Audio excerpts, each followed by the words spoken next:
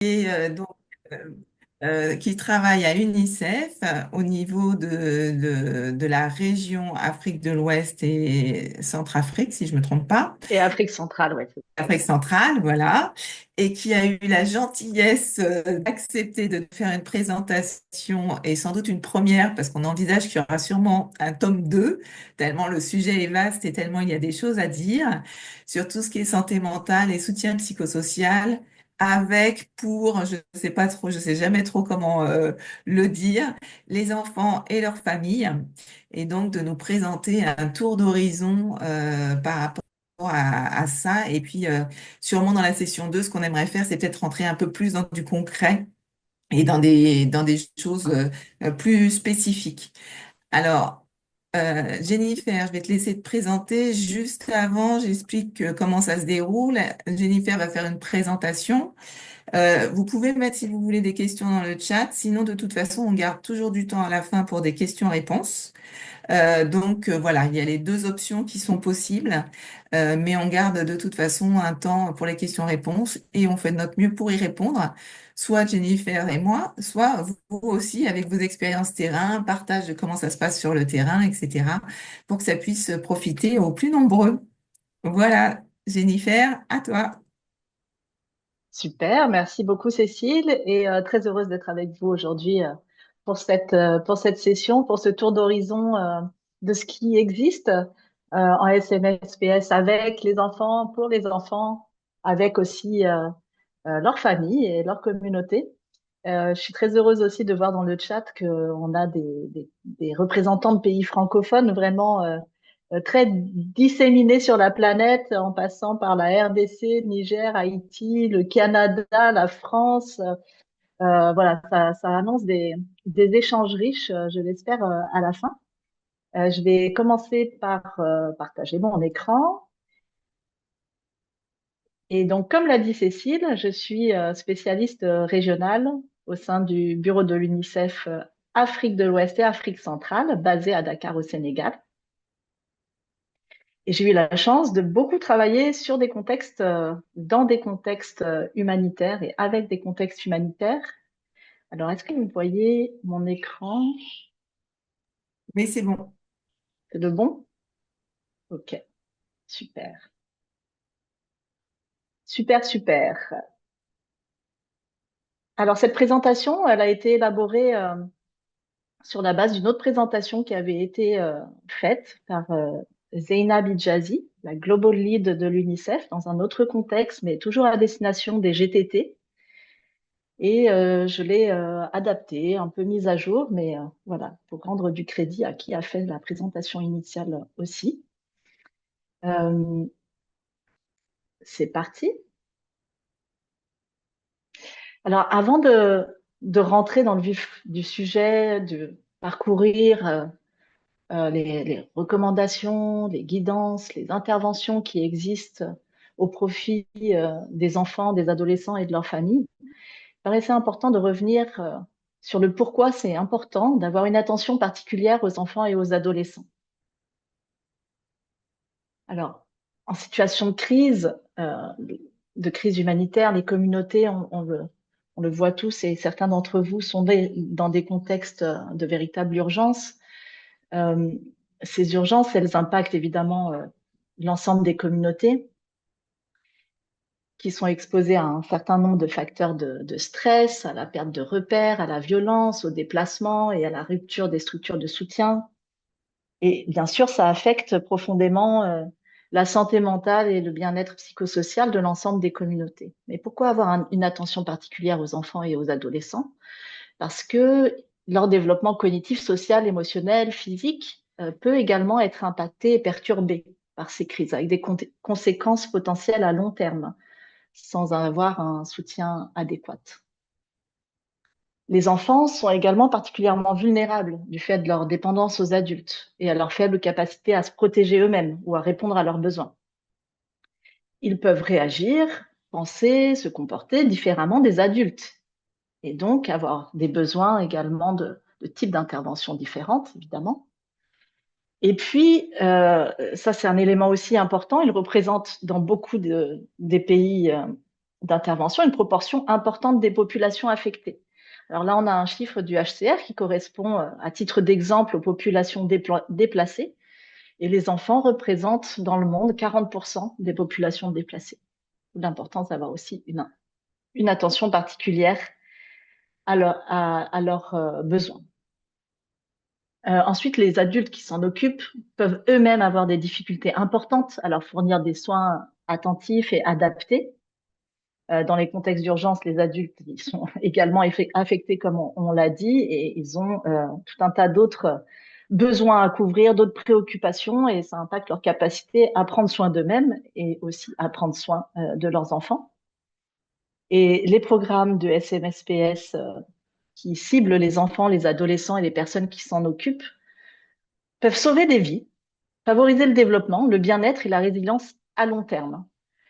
On va rentrer un peu plus dans le détail après, mais il y a un vrai enjeu d'investir dans la réponse aux urgences en SMSPS avec une visée d'effet à court terme, mais aussi une visée d'impact à long terme, parce que les enfants et les adolescents sont également les adultes de demain et ils ont un rôle à jouer dans le relèvement, le développement et la paix. Alors, quelques chiffres pour comprendre l'ampleur des enjeux. Plus de 250 millions d'enfants et d'adolescents sont concernés par des troubles de santé mentale. Près de la moitié de tous les troubles de santé mentale apparaissent avant l'âge de 18 ans. Et au moment de l'adolescence, il y a une augmentation du sentiment de solitude et une diminution de la satisfaction de la vie. D'où l'importance aussi d'avoir une attention particulière aux adolescents et aux adolescentes. Le suicide est l'une des principales causes de décès chez les jeunes de 15 à 29 ans. Dans les pays à revenus faibles et intermédiaires, près de 20% des mères en postpartum présentent des troubles de la santé mentale. 20%, c'est énorme. La pauvreté, la violence et l'insécurité augmentent les risques sur le bien-être psychosocial et la santé mentale, bien sûr. Et les situations d'urgence aggravent énormément l'ensemble de ces risques. Donc, ça, ce sont des données globales, ou pour certaines, pour les pays à faible à revenus faibles et intermédiaires, pardon. Mais je vous invite véritablement à avoir un regard dans chacun de vos pays si ces données existent, parce qu'elles peuvent vraiment orienter votre programmation aussi. Alors, si nous avions encore besoin d'autres arguments pour être convaincus de l'importance de porter une attention particulière aux enfants et aux adolescents, il y en a un autre qui peut parler aussi bien au gouvernement ou aux bailleurs de fonds, c'est le coût mondial de l'inaction. Il y a eu un rapport qui a été élaboré en 2022 qui nous indique que de ne pas répondre aux besoins psychosociaux et de santé mentale des enfants et des adolescents qui sont affectés par des crises entraînerait une perte mondiale de revenus cumulés sur toute une vie de 203 milliards de dollars américains. Alors, qu'est-ce que ça veut dire? Ça veut dire que si on ne s'occupe pas de la santé mentale de ces enfants et de ces adolescents qui traversent des crises, alors ils auront probablement des difficultés où ils sont plus à risque d'avoir des difficultés durables qui pourraient les empêcher de réaliser leur potentiel d'apprentissage, mais aussi leur potentiel professionnel, économique, leur rôle dans la société. Et donc, en chiffres, ça veut dire que dans le monde entier, à cause d'un manque d'accompagnement dans les situations de crise, tous ensemble, ces jeunes perdront collectivement l'équivalent de 203 milliards de dollars. Donc ça, c'est aussi un argument pour encourager les gouvernements à intégrer la SMSPS dans les contextes de crise. Alors, ce rapport, je ne l'ai pas précisé, mais il est en lien avec le domaine de l'éducation. Et donc, tous les besoins, les enjeux, les problèmes qui peuvent être prévenus ou accompagnés dans le domaine de l'éducation en situation de crise doivent présenter aussi une opportunité d'agir. Alors, l'importance de la santé mentale et du soutien psychosocial, elle n'est plus à démontrer aujourd'hui. Il y a des tas de recherches qui en parlent, mais par contre, Ça fait quelques décennies qu'on rencontre un certain nombre de défis. Et il est intéressant de les repasser en revue rapidement pour savoir d'où on vient et les progrès que nous avons encore à faire aujourd'hui. Alors le premier, c'est le manque ou les difficultés de coordination et de collaboration, avec parfois une perception que la SMSPS appartient à un seul secteur. Et pourtant, on sait que dans cette logique de continuum des services, de continuum aussi de la santé mentale, on doit pouvoir agir sur la promotion de la bonne santé mentale, sur la prévention de la détresse et des troubles de santé mentale et sur le soin ou la prise en charge. Et donc, pour agir à tous ces niveaux, il faut absolument impliquer tous les autres, tous les secteurs. Mais il y a encore aujourd'hui, voilà, parfois une conception qui limite l'efficacité des programmes SMSPS.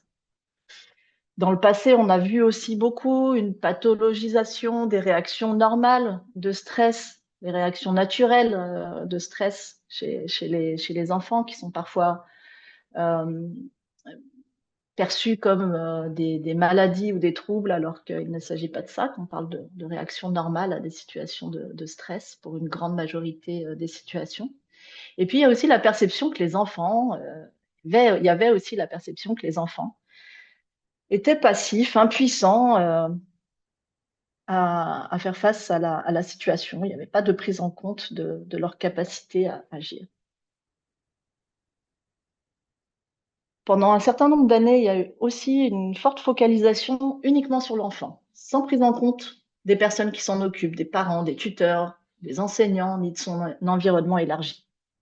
On va voir plus tard à quel point il est important de travailler à tous les niveaux, avec et pour l'enfant, bien sûr, mais aussi avec l'ensemble de son environnement pour réduire l'impact des crises sur sa santé mentale. Dans les défis, il y a aussi le manque de services spécialisés de qualité pour les enfants en particulier. Et ça, c'est assez, ça peut paraître étonnant dans un contexte où il y a un manque de services spécialisés. Il y a une dépendance excessive à ces services avec des référencements trop importants dans des situations où c'est pas toujours nécessaire d'orienter vers des services spécialisés. Donc un peu une logique de j'identifie, je réfère, alors que les services sont pas de qualité et ils sont pas nécessairement utiles à la situation de l'enfant. Et puis dans les défis, il y a aussi enfin le côté d'avoir une approche unique pour tous, qui tient pas compte de la diversité des situations, des besoins et des ressources, qui tient pas compte non plus des stades de développement, de l'âge, du genre, du handicap et du contexte. Donc voilà les défis auxquels on a fait face ces dernières décennies. Mais il y a eu beaucoup de travail, beaucoup d'efforts partout dans le monde, au niveau global comme dans de très nombreux pays, pour dépasser ces défis, notamment aussi grâce à tous les efforts du groupe de référence SMSPS du IASC. Et heureusement, on voit une évolution positive dans la manière dont les personnes voient et parlent aujourd'hui de la santé mentale des enfants. Ce qui, heureusement, influe aussi positivement nos manières de travailler. Alors, vous voyez à l'écran, là d'où on vient et où est-ce qu'on est. On passe sur le numéro 1 d'un accent mis sur la traumatisation, la pathologisation et le traitement, comme je le disais tout à l'heure, à davantage de normalisation des réactions normales face au stress et un accent mis sur la résilience et les capacités ou les capacités des enfants. On passe aussi d'enfants et d'adolescents perçus comme passifs et impuissants à davantage une conception de la réalité autour du fait qu'ils sont des acteurs actifs dans la réponse qui les concerne, dans leur rétablissement, dans leur dans l'amélioration de leur bien-être, et puis ils sont aussi actifs plus largement dans leur communauté. On passe en numéro 3 d'une dépendance parfois excessive au référencement vers des dits experts en santé mentale ou des spécialistes, à un renforcement et un soutien plus important des personnes qui s'occupent des enfants, des mères, des pères, des tuteurs, mais aussi des travailleurs humanitaires de première ligne, qui sont de plus en plus formés pour répondre à la détresse des enfants. On est passé de l'absence de services spécialisés de qualité pour les enfants à une approche où on investit de plus en plus dans des interventions psychologiques fondées sur des preuves, basées sur des preuves, qui peuvent être déployées à grande échelle. Alors, qui ne sont pas nécessairement des interventions spécialisées, qui sont souvent jusqu'au niveau 3 de la pyramide du YASC, mais qui permettent d'atteindre un grand nombre d'enfants qui n'a pas nécessairement besoin de services spécialisés, mais qui a quand même besoin d'une prise en charge ciblée. On est passé progressivement aussi d'une approche unique pour tous qui ne tient pas compte de la diversité à une meilleure prise en compte de la diversité, avec beaucoup de ressources qui se sont développées aussi pour intégrer les enjeux de genre, les enjeux de handicap, des approches basées sur le parcours de vie, la prise en compte des stades du développement. Et enfin, on passe d'une offre de services fragmentée et centrée uniquement sur l'individu à une meilleure coordination multisectorielle qui intègre la protection de l'enfant, l'éducation, la santé et bien d'autres, avec cette visée d'avoir des systèmes véritablement intégrés et interconnectés. Mais, ça m'intéressera d'en savoir plus de votre part à la fin de cette séance. Mais voilà, il nous reste encore des progrès à faire. On voit encore dans certains pays une approche très unisectorielle de la SMSPS, on voit des difficultés de coordination, on voit parfois encore de la pathologisation, des difficultés de santé mentale qui ne sont pas forcément pathologiques, etc. Donc, on a encore beaucoup de progrès à faire et vous, en tant que membre des GTT, ou en tout cas, vous, participants qui agissez dans le champ de la SMSPS, que ce soit directement ou indirectement, en tant qu'acteur de différents secteurs. On a tous et toutes un rôle à jouer pour continuer à plaider et agir dans le sens de ces avancées. Il y a Jennifer, beaucoup. est-ce que tu veux Oui, bien, excuse-moi, pour les personnes qui ne sont pas familières, est-ce que tu veux bien dire en un mot ce que tu entends par multisectorialité? Parce que peut-être que tout le monde n'est pas familier avec cette idée. oui, bien sûr, on va y venir un peu davantage sur la multisectorialité, mais il est important de garder en tête que la santé mentale et le soutien psychosocial, Euh, c'est pas uniquement la prise en charge ou le traitement des troubles de santé mentale. Et donc, ce n'est pas uniquement dans une conception de la santé mentale. La santé mentale, elle est bien plus large que ça et elle englobe tout le continuum du bien-être psychosocial à la détresse passagère ou la souffrance psychologique passagère, les réactions euh, normales à des stress extérieurs, par exemple, jusqu'aux troubles de santé mentale.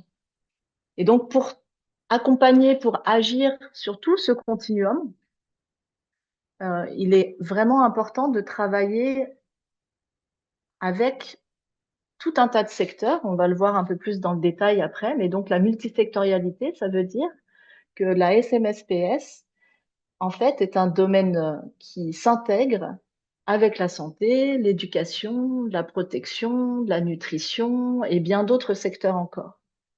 Et que si on veut agir sur tout le spectre des besoins ou des risques, c'est-à-dire des besoins potentiels, euh, il faut qu'on puisse travailler avec l'ensemble de ces secteurs. On verra un petit peu plus loin. Mais par exemple, l'éducation, le domaine de l'éducation, le secteur de l'éducation a un très, très grand rôle à jouer dans la promotion de la bonne santé mentale et dans la prévention de la détresse ou des troubles. Est-ce que ça répond à la question, tu penses, Cécile, ou tu veux ajouter quelque chose? Non, c'est parfait, merci beaucoup. Et donc, quand on travaille avec différents secteurs, on le verra aussi un peu plus loin, il y a un enjeu de se coordonner, de créer des liens entre les secteurs, entre les niveaux d'intervention, du plus basique au plus spécialisé, en fonction de là où on se situe, si on veut promouvoir ou protéger la santé mentale si on veut prévenir les troubles ou si on veut faire de la prise en charge. Et donc, ça nécessite une véritable coordination multisectorielle qui est dans les situations d'urgence où on a la chance que ça existe, qui est favorisée par les GTT, et d'où l'importance d'avoir des représentations dans les GTT qui soient multisectorielles. Mais on va y revenir tout à l'heure.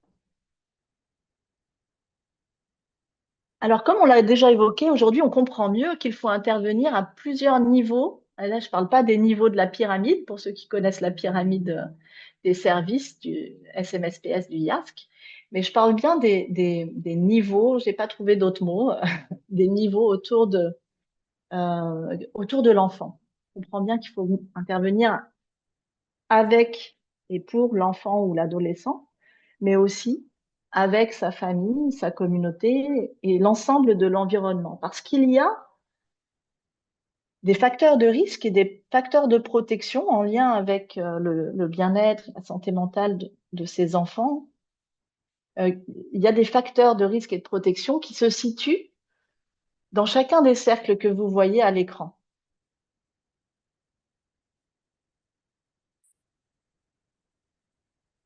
Ah, il y a un petit problème d'affichage, je ne sais pas ce qui se passe. Alors, je pense que beaucoup d'entre vous utilisent aussi des modèles socio-écologiques comme celui-ci pour la protection de l'enfant, par exemple, ou pour d'autres domaines. Et il y a beaucoup d'interactions, en fait, aussi dans les déterminants de la santé mentale avec les autres domaines. Et je voudrais juste rapidement vous montrer qu'est-ce qui se passe quand il y a une crise humanitaire. Quand il y a une crise humanitaire, ça va, j'entends des gens parler, si vous pouviez un beau micro. Merci beaucoup. Je disais, quand il y a une crise humanitaire, ça va augmenter les facteurs de risque. Ça va avoir un impact, par exemple, sur l'environnement des enfants, sur l'environnement des communautés, sur tout l'environnement. Alors là, c'est juste un exemple, mais bien souvent, les crises humanitaires, elles se définissent aussi par la réduction de l'accès aux besoins de base, nourriture, l'accès à l'eau, mais aussi parfois sur le non-respect des droits, ça serait aussi là-dedans. Les crises humanitaires, elles ont un impact aussi direct sur les communautés. Bien souvent, ça, ce ne sont que des exemples, hein, bien sûr, mais bien souvent, il y a une distorsion des liens sociaux, il y a une perte des liens de solidarité. Parfois, au sein des communautés, les gens il peut y avoir des conflits pour accéder aux ressources qui se font rares.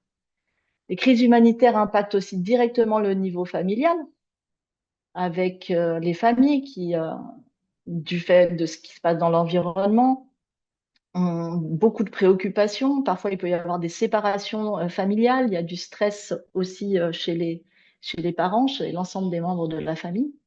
Et puis, les crises humanitaires impactent aussi directement les enfants. Parfois, il y a des blessures, si on parle de tremblements de terre ou de conflits, des menaces ou un impact direct sur la santé mentale.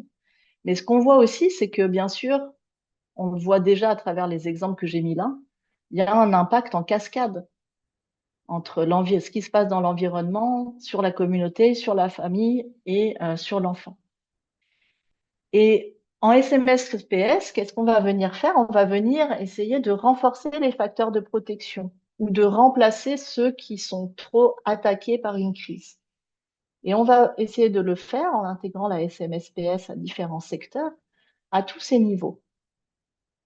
Au niveau de l'environnement, on peut favoriser, par exemple, la mise en place de mécanismes de coordination multisectorielle, le fait que les systèmes sectoriels travaillent bien entre eux. On peut agir au niveau des communautés. On va identifier, par exemple, les mécanismes de résilience au sein d'une communauté. Que font les gens traditionnellement pour se soutenir les uns les autres? Comment ils accompagnent les personnes les plus vulnérables ou les personnes qui ne se sentent pas bien? Et on va essayer de restaurer ces mécanismes communautaires, par exemple, ou de fournir des services au plus près de la communauté par la communauté. On va pouvoir aussi accompagner les familles. On verra un certain nombre d'exemples et de ressources ou d'interventions qui existent tout à l'heure. Comment on peut accompagner la santé mentale des parents, par exemple, Et puis, on va aussi avoir un certain nombre d'interventions directement euh, avec les enfants et les adolescents, en fonction, comme on le disait tout à l'heure, avec une attention particulière sur leur stade de développement, leur âge, leur situation, tout cela afin de favoriser, bien sûr, leur bien-être, protéger leur bien-être, et aussi parfois devoir répondre à, à leurs besoins, à leur détresse, et éviter de développer des troubles, voire les accompagner. Très rapidement, il y a toujours besoin donc d'une analyse de contexte.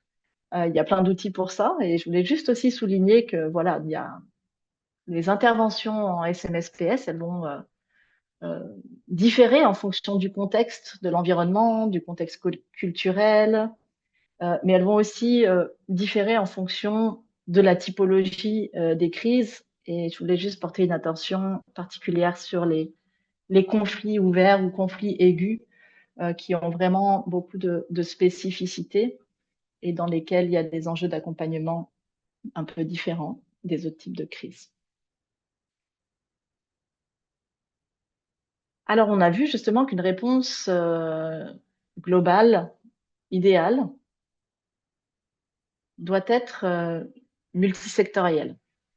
Et comme je le disais tout à l'heure, c'est aussi pour permettre d'agir aux différents niveaux de la pyramide du IASC, du plus basique au plus spécialisé, en lien avec le continuum de la santé mentale, en lien avec le continuum des services, promotion, prévention, soins. Mais comment ça fonctionne? Comment ça fonctionne tout ça? Quels secteurs doivent être impliqués?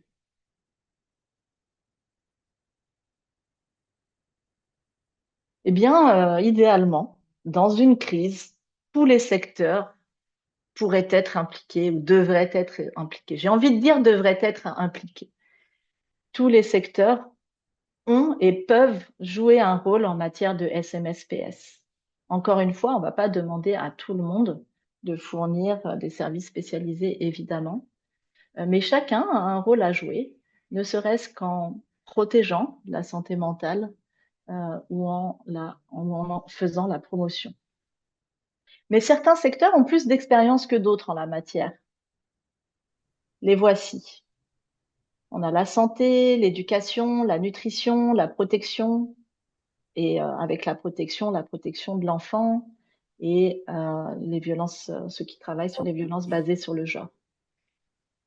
Mais encore une fois, tous les secteurs peuvent avoir un rôle à jouer et on va voir un peu davantage les pistes pour impliquer l'ensemble de ces secteurs. Alors pourquoi on voulait vous présenter ça? Parce que cette session, elle est orientée pour les membres de GTT. Elle est ouverte évidemment à tous, et parce que en tant que membre de GTT, et sous la facilitation des coordinateurs, vous avez un rôle particulier, un rôle clé à jouer pour faciliter cette collaboration et faire en sorte que les enfants, les adolescents, leurs familles, leur communauté reçoivent le soutien dont ils ont besoin. Donc, il y a un vrai enjeu de coordination et d'aller vers les différents acteurs, des différents secteurs pour les impliquer à jouer leur rôle pour favoriser la santé mentale et le bien-être psychosocial des enfants et des adolescents.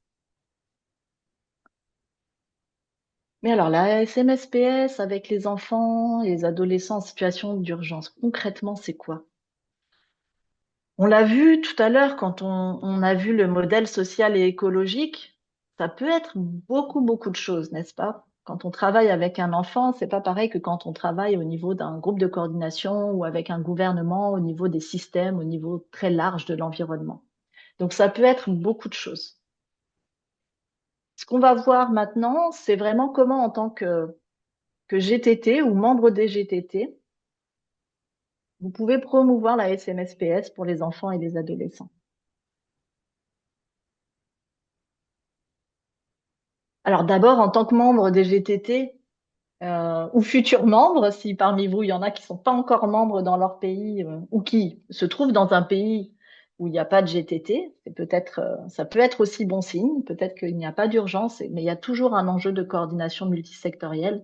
En dehors des urgences, ça se fait à travers les systèmes nationaux, les ministères, etc. Mais dans les urgences, il y a un enjeu de se coordonner entre acteurs humanitaires, le tout en incluant aussi idéalement les acteurs nationaux.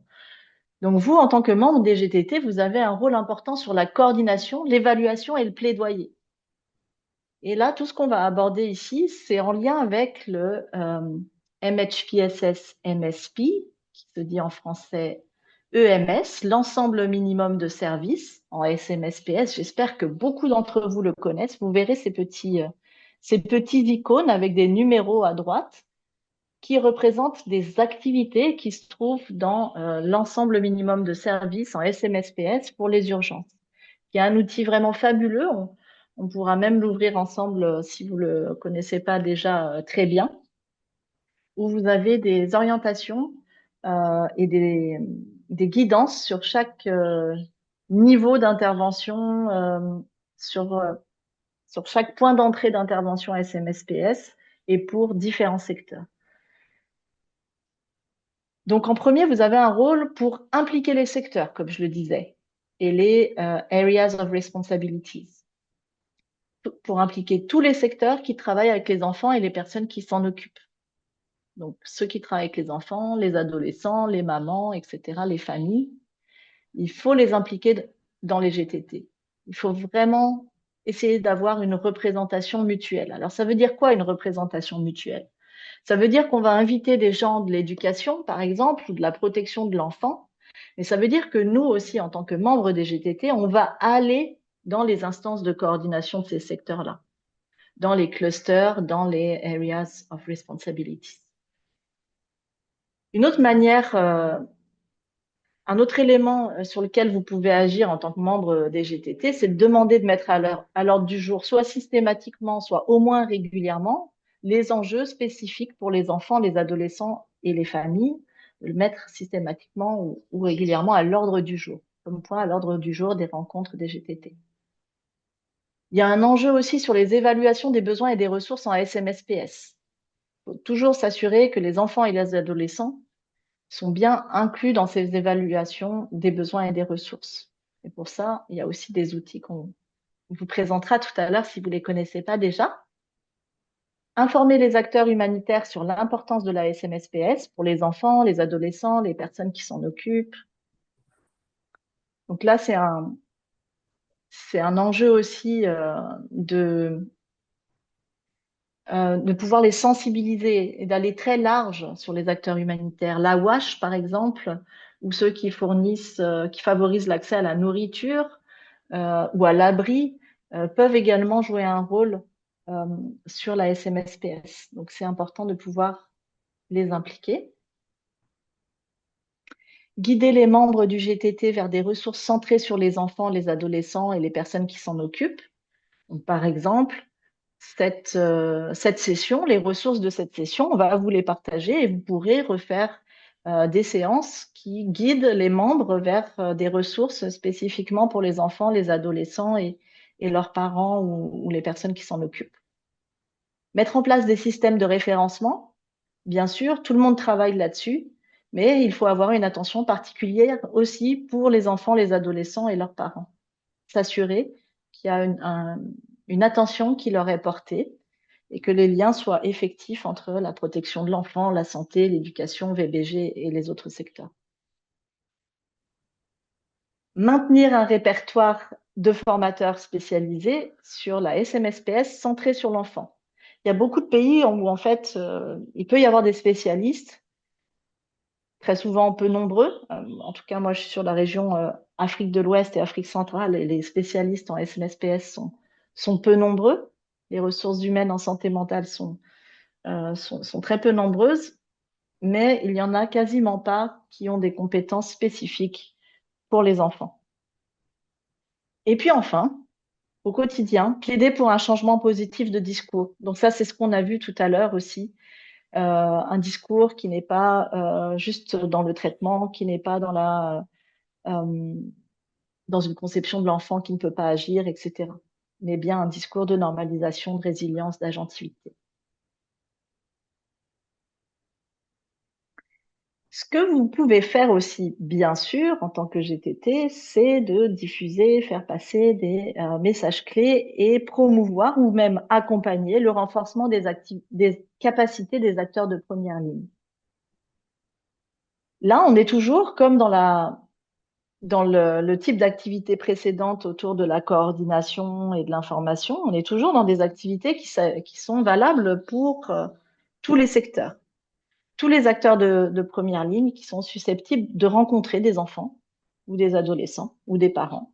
Donc, comme je le disais tout à l'heure, quand on fait une distribution de nourriture et qu'on est à la rencontre, qu'on on échange avec des enfants potentiellement en détresse, on peut être formé et accompagné à avoir la bonne posture, le bon accompagnement, la bonne écoute. Alors vous, en tant que GTT, vous pouvez informer, favoriser l'organisation de formation des travailleurs de première ligne sur les compétences de base en soutien psychosocial, y compris les compétences spécifiquement adaptées aux enfants. Diffuser des messages clés de SMSPS, y compris, encore une fois, des messages spécifiques aux enfants. On a vu que les enfants, ils n'avaient pas les mêmes capacités et besoins que les adultes. Et donc, il est important à chaque fois d'avoir une attention particulière pour s'assurer qu'on soit inclusif, mais qu'on tienne bien compte de leurs besoins particuliers.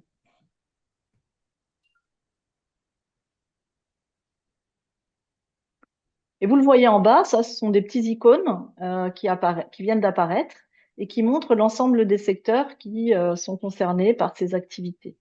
Ça, ce sont des petits icônes que vous retrouverez aussi sur la plateforme de l'ensemble minimum de services en SMSPS en urgence, ou bien en anglais MHPSS MSP, et qui indiquent pour chaque activité quels secteurs sont impliqués. Et là, on voit qu'il y a tous les secteurs.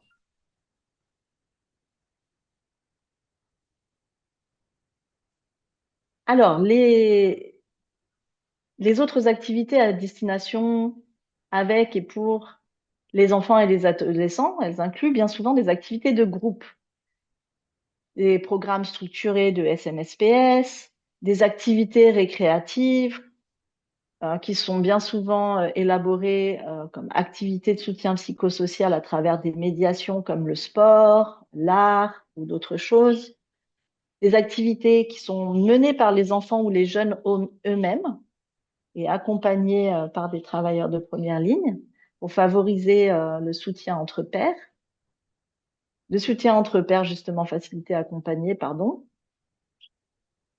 les espaces sûrs pour les femmes et les filles, pour les enfants, etc.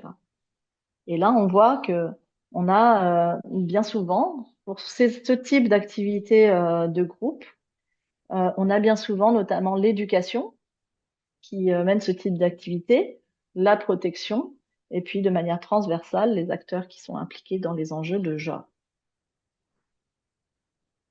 Et donc ici, vous avez toujours la référence vers le MHPSS MSP.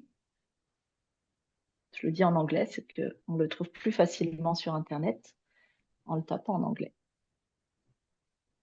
Alors, d'autres activités visent le soutien, qui visent in fine le soutien aux enfants et aux adolescents, doivent aussi, comme on l'a vu tout à l'heure, cibler les personnes qui s'occupent des enfants.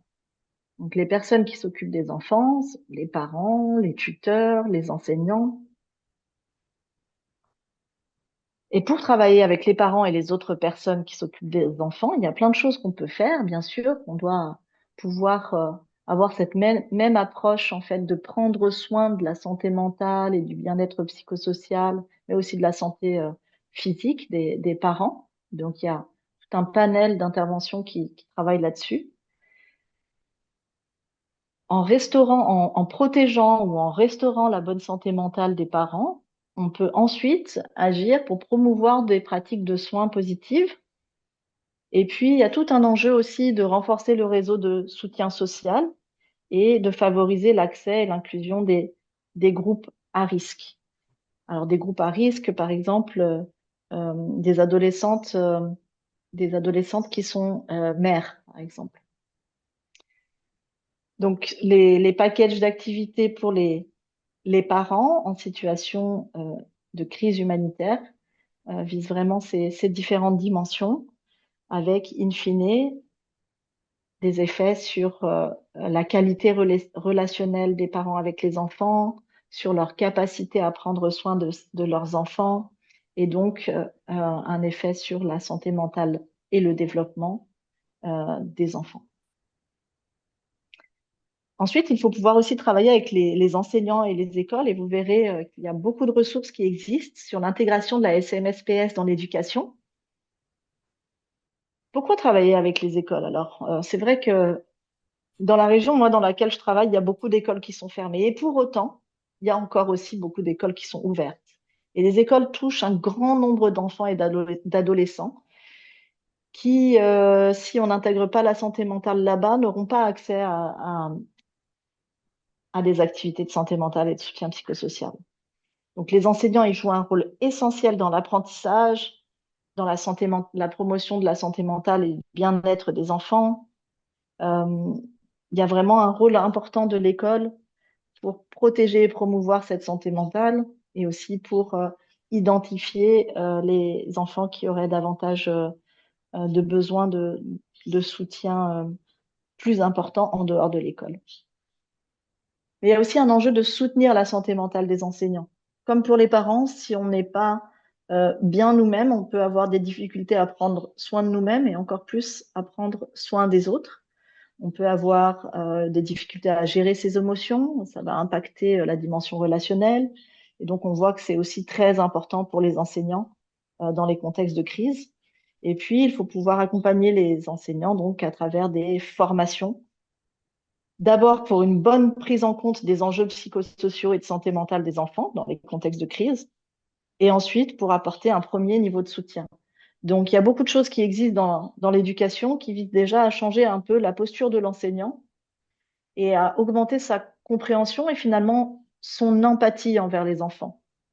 Un enfant qui n'est pas concentré, qui bouge tout le temps, qui n'écoute pas, n'est pas nécessairement un mauvais élève ou euh, au sens, oui, au sens de mauvais. Il est peut-être simplement un enfant en détresse psychologique qui a besoin d'écoute, de soutien, d'encouragement. Donc, il y a beaucoup d'approches qui visent déjà de manière très transversale à changer le regard des enseignants et à promouvoir des approches qui soient inclusives des enfants en situation de détresse psychologique, de souffrance psychologique, qui impactent leur capacité d'apprentissage et puis qui impactent aussi leur comportement en classe, bien sûr. Alors, il y a d'autres types d'activités. Là, on va parler rapidement du soutien ciblé, soutien spécialisé aussi pour les enfants, les adolescents ou leurs parents. Donc, mettre en œuvre la SMSPS dans les services de gestion de cas, y compris en protection de l'enfant et en VBG. Donc là, il y a un vrai enjeu d'avancer plus vite sur cette dimension-là. On voit beaucoup de pays qui ont de la gestion de cas avec des gestionnaires de cas qui sont pas du tout formés en SMSPS, alors même qu'ils accompagnent des situations d'extrême vulnérabilité, des situations qui génèrent bien souvent un niveau de détresse important. Euh, et donc, il est important d'avancer sur ce sujet là où c'est pas déjà le cas. Il s'agit d'adapter les programmes de formation de gestion de cas pour inclure des dimensions SMSPS. Comme je disais, former les gestionnaires de cas pour les doter de compétences en SMSPS. Après, selon les systèmes en place, ça peut être des formations très basiques, comme ça peut être des formations vraiment de soutien beaucoup plus ciblées, des interventions plus avancées pour éviter des référencements à n'en plus finir. Il y a des enjeux parfois d'adapter les outils, les protocoles de référencement et de prise en charge, etc. Et puis, il y a un gros enjeu de pouvoir aussi avoir dans le système de gestion de cas du personnel qui a une expertise technique SMSPS pour assurer de la supervision continue, de la formation, de l'analyse de la pratique ou des choses équivalentes. Et puis, dans les activités aussi importantes, on l'a vu dans les avancées tout à l'heure, les interventions psychologiques, y compris spécifiques pour les enfants, les adolescents ou les parents, les personnes qui s'occupent des enfants. Et là, il y a un vrai enjeu de pallier à des gaps, à des manques au niveau spécialisé, mais il y a des vraies opportunités de répondre plus largement aujourd'hui au niveau 3 de la pyramide, donc sur le soutien ciblé non spécialisé, en favorisant l'utilisation d'interventions psychologiques basées sur des preuves.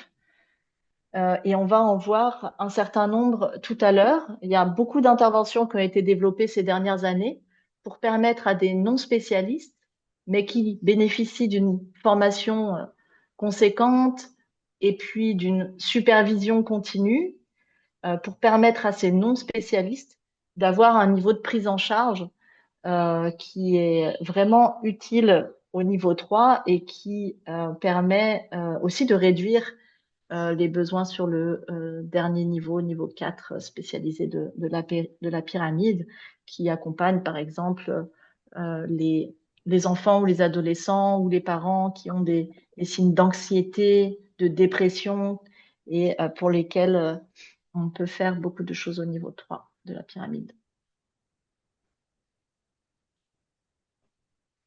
Alors, d'autres enjeux, d'autres activités et points d'attention aussi sur la fourniture ou l'intégration de la SMSPS le développement de la petite enfance. J'ai même presque pas envie de parler d'intégration, puisque dans le développement de la petite enfance devrait être toujours ça devrait déjà faire partie du développement de la petite enfance, la SMSPS. Mais il y a un point d'attention à vraiment promouvoir ça. Il y a encore sur les réponses d'urgence dans beaucoup de pays un manque d'intégration de la SMSPS aux activités de soutien nutritionnel et d'allaitement. Il y a des acteurs exceptionnels qui font du gros travail là-dessus, mais malheureusement tous les acteurs n'investissent pas dans ce champ. Soutien SMSPS aux parents, aux soins attentifs, renforcer le soutien social. On sait que les parents, dans les contextes de crise, on l'a dit tout à l'heure, peuvent être en grande détresse psychologique. La crise s'ajoute à déjà une charge mentale importante autour du soin aux enfants. Le manque de soutien social rajoute encore des difficultés. Donc, il faut travailler de manière assez holistique autour des parents et des enfants, et notamment avoir une attention particulière donc aux très jeunes enfants. Et donc, là, vous avez aussi faire le lien avec Thinking Healthy, penser sain en français, qui accompagne les femmes enceintes et mères de très jeunes enfants qui se trouvent en dépression périnatale. Et donc, qui peuvent être un grand frein pour pouvoir bien s'occuper de son bébé. Et puis ensuite, dans l'ensemble minimum de package, vous verrez aussi beaucoup de ressources dédiées à la prise en compte des situations ou des besoins des situations particulières ou des besoins particuliers en lien avec les troubles du développement de l'enfant, en lien avec des situations de violence sexuelle par exemple, ou dans les situations où les enfants sont associés aux forces des groupes armés, ou les enfants non accompagnés ou séparés, enfants victimes d'engins explosifs, etc. Donc voilà, il y a, comme on le disait tout à l'heure, un grand panel de types d'interventions qui dépend beaucoup de l'âge, du stade de développement, mais aussi des situations spécifiques, en plus de dépendre du type de crise. Alors, où trouver des ressources? Heureusement, ces dernières années, il y a eu vraiment beaucoup de ressources de qualité qui ont été élaborées, créées, publiées, partagées. Et donc, c'est l'objet aussi de cette rencontre aujourd'hui, c'est d'essayer de partager en étant ensemble, parce que parfois c'est difficile de s'y retrouver, de vous faire une petite introduction de où trouver quoi. Il est difficile, lorsqu'on parle de la SMSPS avec et pour les enfants, les adolescents et leurs parents, de faire une présentation d'une ressource, tant les situations sont variées, comme on le disait tout à l'heure, et tant l'enjeu d'avoir des interventions spécifiques pour pour chaque situation est important. Et donc, on va vous faire un petit tour d'horizon de où trouver quoi. Donc là, par exemple, vous avez cet espace sur la plateforme mhpss.net. Peut-être que Cécile pourra aussi directement le mettre dans le chat. J'espère que beaucoup d'entre vous connaissent déjà cette plateforme. Si ce n'est pas le cas, je vous invite à aller découvrir. Il y a vraiment une bibliothèque incroyable qui regroupe des ressources nombreuses et pertinentes qui sont à chaque fois quand même sélectionnées et bien organisées. Et donc, vous voyez à l'écran que sur cette plateforme, on peut aller chercher par domaine. C'est toujours pour le MHPSS, mais par exemple, General MHPSS, tout ce qui est général SMSPS, la SMSPS dans la protection, dans l'éducation, dans la sécurité alimentaire et la nutrition, etc.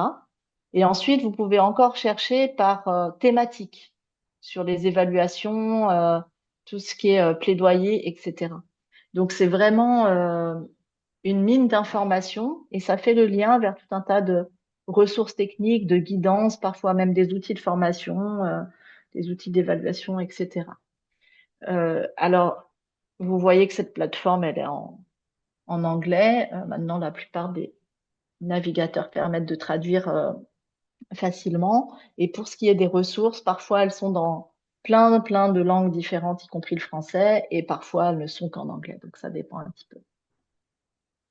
Et puis, je n'ai fait qu'en parler.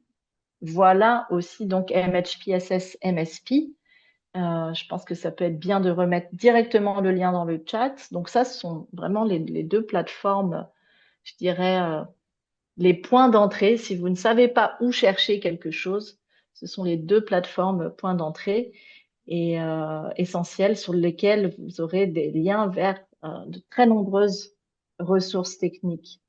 Et donc, on le verra peut-être même si on a le temps à la fin, si c'est évoqué comme un besoin, la plateforme MHPSS MSP ou EMS en français, Ensemble minimum de services.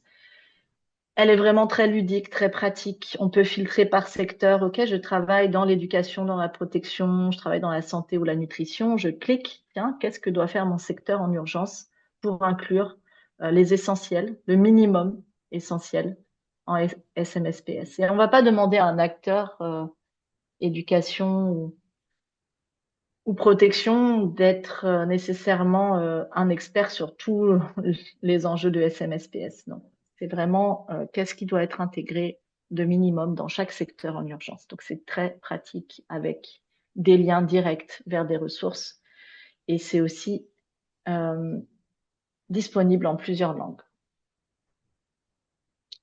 Alors rentrons dans le vif du sujet. On a vu très rapidement quels étaient les types d'interventions pour les enfants, les ados, leurs parents, les enseignants. Mais quelles sont les ressources qui existent? On va en faire un petit tour d'horizon.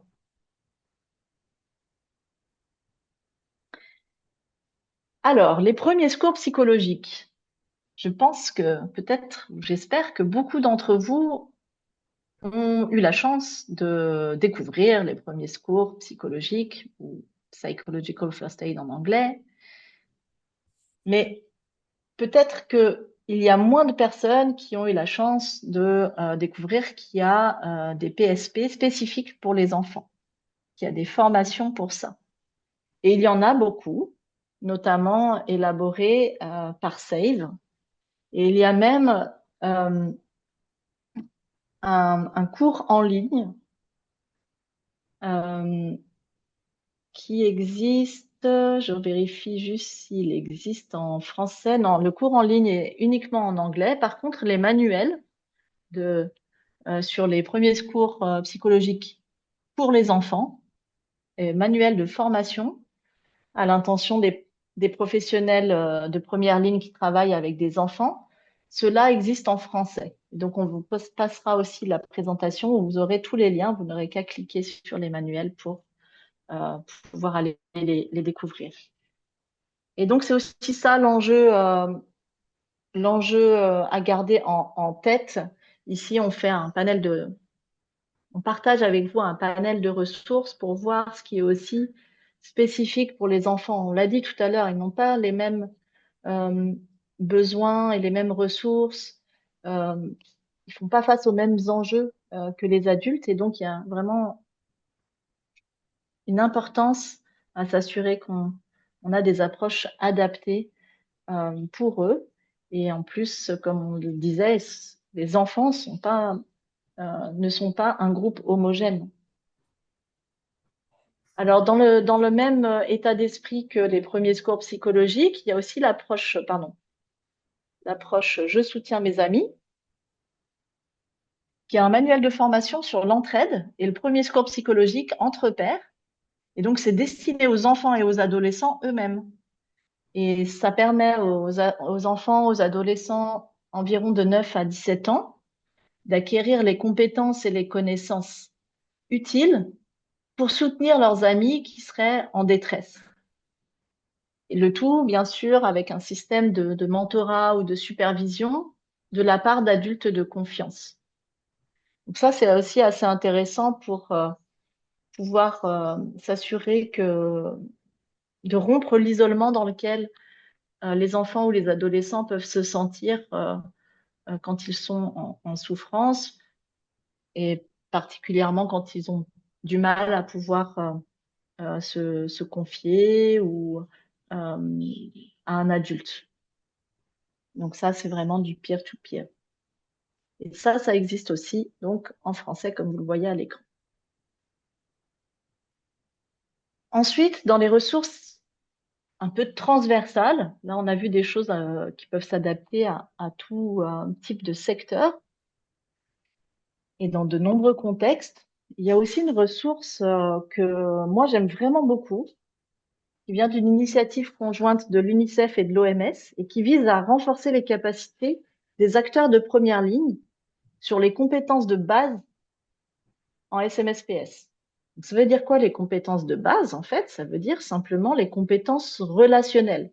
Donc, on n'est vraiment pas dans quelque chose de spécialisé ici, mais on vient avec un outil qui nous permet de renforcer les compétences relationnelles. Et donc ça, c'est vraiment utile pour tous les acteurs de première ligne en urgence, mais aussi bien par-delà les urgences. En fait, tout acteur qui est dans une relation d'aide ou une relation de soutien, une relation de service de santé, par exemple, aurait vraiment à gagner à être formé en compétences relationnelles de base. Il y a beaucoup de pays, par exemple, où on voit que des gens ne retournent pas vers un service parce qu'ils ont été mal reçus, ou parce qu'ils ont l'impression de ne pas avoir été écoutés, ou qu'on les a jugés. Donc là, c'est vraiment voilà, un outil qui permet d'améliorer la communication verbale, non verbale, l'empathie, l'authenticité, et puis qui va plus loin pour permettre aux acteurs de première ligne de fournir un premier niveau de soutien en reformulant, en apprenant les reformulations des pensées et des émotions négatives de l'autre pour accompagner vers une transformation, ce genre de choses. Et en fait, Equip, c'est une plateforme dans laquelle on trouve tout un tas d'outils d'évaluation des compétences psychosociales ou compétences compétences relationnelles. Et c'est aussi une invitation à utiliser ces outils dans des mises en situation, des jeux de rôle. Euh, et donc, c'est utile pour la supervision, pour tout ce qui est formation, euh, et pour ce qui est aussi finalement évaluation ou monitoring de l'évolution des capacités des acteurs de première ligne. Donc, ça serait un peu long de rentrer beaucoup dans les détails de comment cette plateforme marche et comment naviguer dessus, mais il y a des petites vidéos introductives que vous pourrez retrouver sur le site. Le site est désormais en anglais et en français et en espagnol. Et la plupart des outils sont traduits aussi en français, notamment un outil que vous voyez là mentionné, WeAct, qui permet d'évaluer les compétences spécifiques pour travailler avec les enfants. Comme on l'a dit, il y a des choses spécifiques pour les enfants, mais il y a aussi d'autres outils pour les adultes ou pour animer des groupes. Alors, dans les ressources clés aussi, vraiment super, il y a cette banque de messages. là, je sais pas, c'est dommage, on manque de temps, mais sinon, j'ai très envie d'aller cliquer dessus et de vous montrer. Mais on va le garder pour la fin. Mais vous la voyez ici, la banque de messages, c'est un simple document Excel qui est dans plusieurs langues, y compris le français, et qui permet de détailler un certain nombre de messages qui peuvent aider les acteurs de première ligne à aider les parents, les personnes qui s'occupent des enfants et qui s'occupent des enfants ou des adolescents et les adolescents eux-mêmes. Donc finalement, en lien avec plein de petites situations, ça nous oriente sur comment on peut accompagner ou quel message très très simple, hein, quels messages peuvent aider ses parents. Et donc ça part de comment pouvez-vous vous sentir en tant que parent, en tant que personne qui s'occupe des enfants, que pouvez-vous faire pour prendre soin de vous, etc. Comment vous pouvez aider votre enfant dans telle ou telle situation. Donc il y a tout un tas de thématiques par lesquelles sont rangés ces messages. Comment aider, par exemple, les adolescents à faire face, comment conserver ses habitudes dans des contextes d'urgence. Il y a aussi des, des feuilles, des fiches par, pour les problématiques spécifiques, par exemple le deuil, la panique, l'agressivité, comment gérer ça, ou des situations particulières, une situation d'évacuation ou de déplacement, par exemple. Il y a aussi une feuille sur les exercices de relaxation pour les parents et les enfants. Et puis enfin, il y a aussi, donc, comme je le disais tout à l'heure, des messages aussi pour accompagner directement les adolescents. Et pour chacun, que ce soit pour les adultes ou pour les ados, il y a bien sûr des tips, des petits conseils sur quand chercher de l'aide supplémentaire.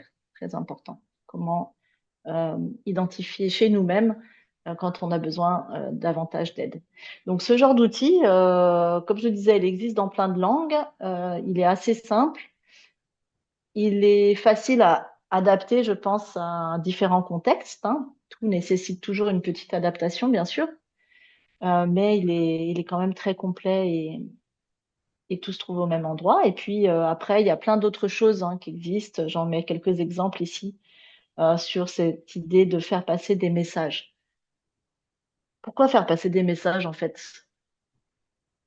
Parce que quand on est touché par une situation de crise, on peut avoir des ressentis, des pensées, des comportements qui sont inhabituels chez nous et qui peuvent nous donner l'impression, par exemple, qu'on est en train de devenir fou ou qu'on n'est plus nous-mêmes, etc. Et parfois, simplement recevoir la bonne information au bon moment, qui nous rappelle que ce qu'on est en train de vivre, qui nous explique que ce dont on est en train de faire l'expérience n'est qu'une réaction commune, normale, à la situation de crise. Ça peut déjà nous aider à réduire ce sentiment de ne plus se sentir nous-mêmes ou de devenir fou. Voilà. Ça peut éviter l'escalade en fait de la détresse. Dans les ressources clés, il y a aussi tout un tas de livres pour enfants. Donc là, vous aurez les liens. Il y a beaucoup de choses qui ont été développées avec vraiment une attention importante au fait que ça puisse être le plus universel possible. Ce sont des ressources, par exemple, les My Hero is You, mon héroïne c'est toi, sont des ressources qui ont été développées en impliquant euh, des, des enfants de plein de pays différents pour essayer de développer quelque chose qui nécessite le moins de contextualisation possible ou qui puisse être utilisé dans le plus de contextes possible. Et c'est toute une série. Il y en a qui, peut-être vous connaissez bien le livre pour enfants sur le contexte de Covid. C'est celui qu'on voit au milieu. Mais depuis, il y en a d'autres qui ont été développés, notamment pour les contextes de guerre ou de conflit. Et puis, encore plus récemment, pour les contextes de Mpox. Donc ça, c'est vraiment des outils qui aident les enfants à finalement prendre conscience de ce que différentes situations leur font vivre et qui les aident à gérer leurs émotions, des émotions qui peuvent les submerger parfois. Voilà, et donc en bas, par contre, ce sont des livres qui ont été élaborés pour des contextes précis, qui peuvent être aussi inspirants. Et donc la série Mon héroïne, c'est toi existe dans plusieurs langues, pardon, existe parfois en version audio, en version dessin animé. Donc je vous invite vraiment à les regarder sur la plateforme, là, les plateformes que j'ai mises ici. Il y a aussi des langues locales ou des langues nationales. Il n'y a pas que anglais, français. Il n'y a pas que les langues des Nations Unies, par exemple, hein. Il y a plein de langues. Alors, pour les ressources concernant les activités structurées en groupe dont on a parlé tout à l'heure, c'est pareil. Il y a plein de ressources qui existent pour différents groupes, dans différents contextes. Par exemple, il y a le kit pour l'expression et l'innovation des adolescents. Qui est créé pour répondre vraiment aux défis particuliers auxquels font face les adolescents dans des contextes humanitaires et au manque de programmes adaptés pour les soutenir, hein. C'est assez récent en fait qu'il y ait une attention particulière portée aux adolescents. Pendant très longtemps, il y avait des choses pour les jeunes et puis il y avait des choses pour les adultes. Il y a des choses pour les plus jeunes enfants et des choses pour les adultes. Mais il y a deux groupes qui ont souvent été oubliés, c'est les nourrissons et puis le deuxième groupe, souvent oublié, les adolescents. Donc on avait plutôt un focus pendant des décennies sur les enfants d'âge scolaire primaire. Donc là, voilà, ça c'est un kit qui vise à pallier à ce gap, à accompagner les filles et les garçons qui vivent dans des contextes difficiles en leur offrant des espaces pour s'engager comme acteurs. Donc il y a vraiment cette notion d'empowerment, d'autonomisation, de renforcer les capacités. Et vous y trouverez voilà, des activités à faire avec les ados, des jeux qui peuvent intéresser les ados, des outils pour faciliter des séances, etc. Et puis voilà, les autres outils, je vais peut-être avancer un peu plus vite parce que je suis pas très en avance sur ma gestion du temps. Mais donc, vous retrouverez aussi voilà, différents types de programmes développés par différents acteurs sur ce même principe, avec des approches parfois légèrement différentes, mais ce même principe de soutenir les enfants et les adolescents, les engager à travers des activités qui sont adaptées à leur âge, avec des sessions bien structurées, des nombres de sessions, une progression. Voilà, il y a une vraie construction logique pour accompagner au bien-être psychosocial des enfants et des adolescents. Alors, les ressources clés concernant SMSPS et éducation, là, je vous ai dit qu'il y en avait aussi beaucoup. Il y en a d'ordre différents. Il y a ce qui cible les enseignants, à la fois pour leur propre santé mentale, et puis avec cette visée quand même qu'en améliorant ou en protégeant la santé mentale des enseignants, ça a un impact sur leurs compétences relationnelles avec les enfants. Euh, et toujours envers les enseignants des enjeux de formation. Et puis, il y a formation sur quoi? Formation sur euh, les activités qu'ils peuvent mener avec les enfants dans un cadre éducatif. Et donc là, c'est très large. Il y a des choses qui sont très transversales, comme je le disais tout à l'heure, sur plutôt améliorer la compétence relationnelle de l'enseignant.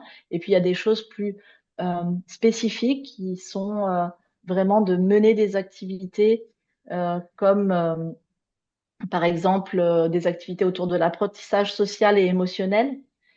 Euh, qui permettent aux enfants de mieux gérer leurs émotions, d'être dans des meilleures relations de qualité aussi avec leurs camarades, ce genre de choses-là. Et donc, vous verrez sur la boîte à outils PSSL, Social Emotional Working Group, Social Emotional Learning Working Group, donc apprentissage social et émotionnel, le groupe de travail de l'INE, vous trouverez tout un tas de ressources. Et puis, il y a des guidances plus macro, peut-être moins pratiques, mais qui peuvent vraiment vous aider en tant que membre des GTT ou en tant qu'acteur de l'éducation à faire du plaidoyer auprès des autres acteurs humanitaires, auprès des clusters, mais aussi auprès des gouvernements pour promouvoir l'intégration de la SMSPS dans dans l'éducation en urgence et dans l'éducation plus largement.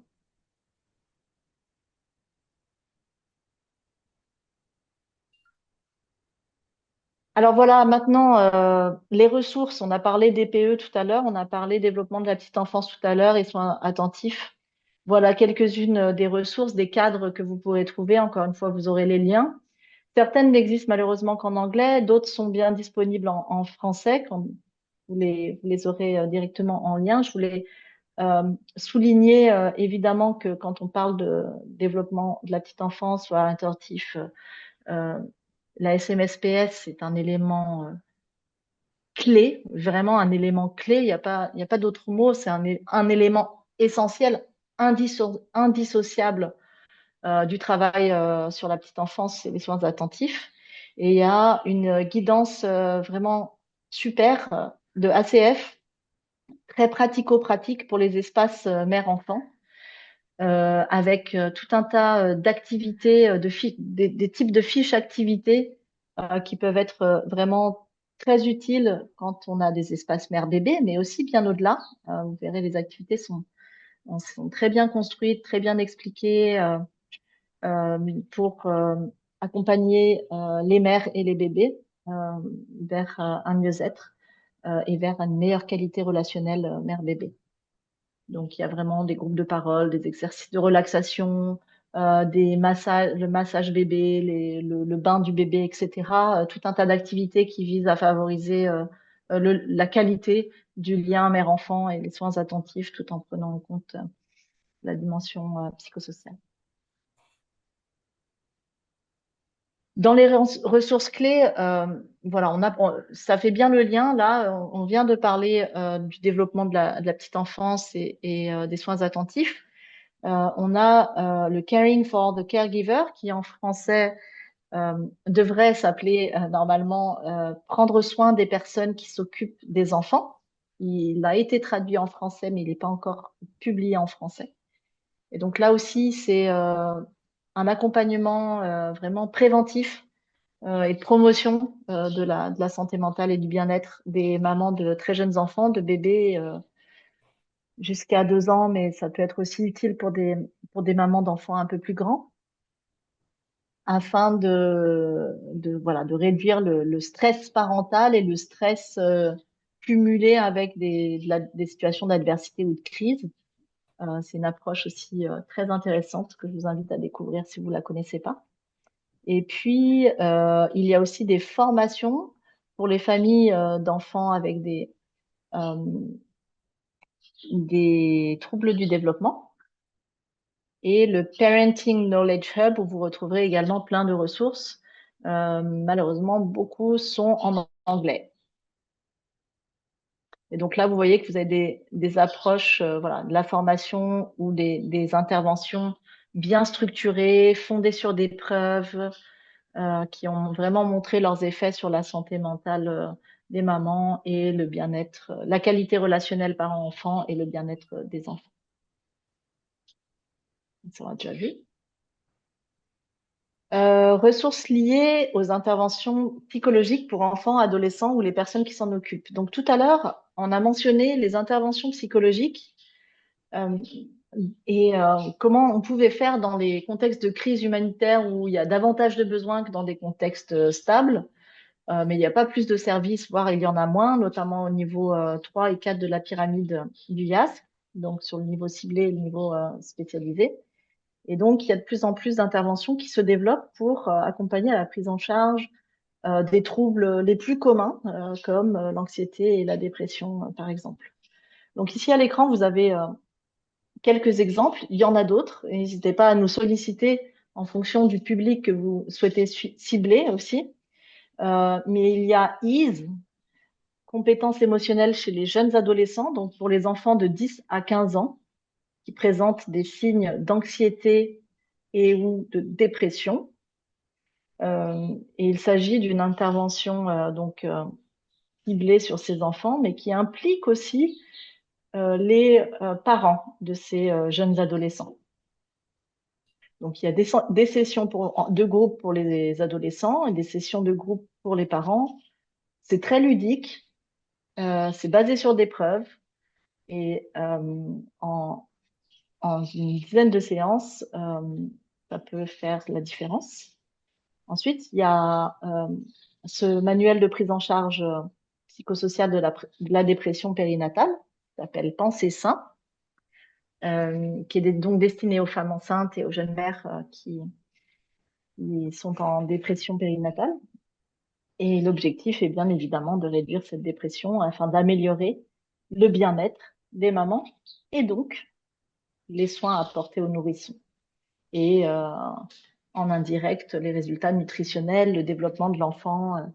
Comme on disait tout à l'heure, il faut pouvoir ne pas seulement avoir une approche centrée sur l'enfant pour pouvoir vraiment faire un changement sur l'enfant. Il faut aussi cibler, bien sûr, ses parents, sa famille. Et puis bientôt sortira Bloom, qui est un peu l'approche équivalente de Ease, dont je viens de vous parler pour les jeunes adolescents, mais qui, cette intervention, ciblera les enfants plus jeunes de 5 à 10 ans, si je ne fais pas d'erreur, avec le même type d'approche basée sur des preuves, donc pour les plus jeunes.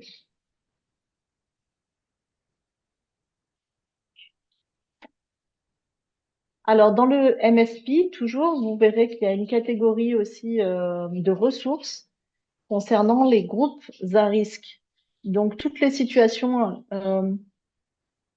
particulières qui sont très, qui mènent à davantage de risques d'avoir des difficultés en santé mentale ou qui mènent à davantage de risques d'être en détresse.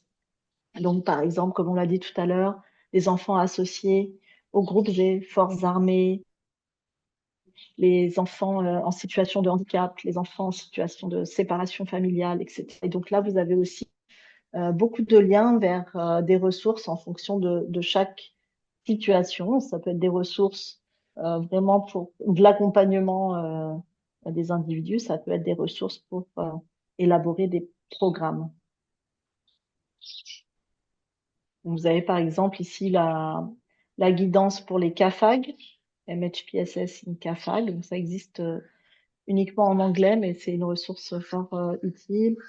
Et vous avez ici, par exemple, les directives pour la prise en charge des enfants ayant subi des violences sexuelles, qui existent dans différentes langues. Voilà. Et on a presque terminé. Je vais essayer d'aller vite pour laisser de la place aux commentaires et questions. Des ressources aussi spécifiques en lien avec Oui, parce que c'est l'âge, déjà, le genre. Ouais, normalement, c'est déjà la fin de la session, Jennifer. ouais. Eh ben, on arrête là. On va partager ensuite les ressources et que les liens se trouveront dans la présentation. Désolée d'avoir été trop longue.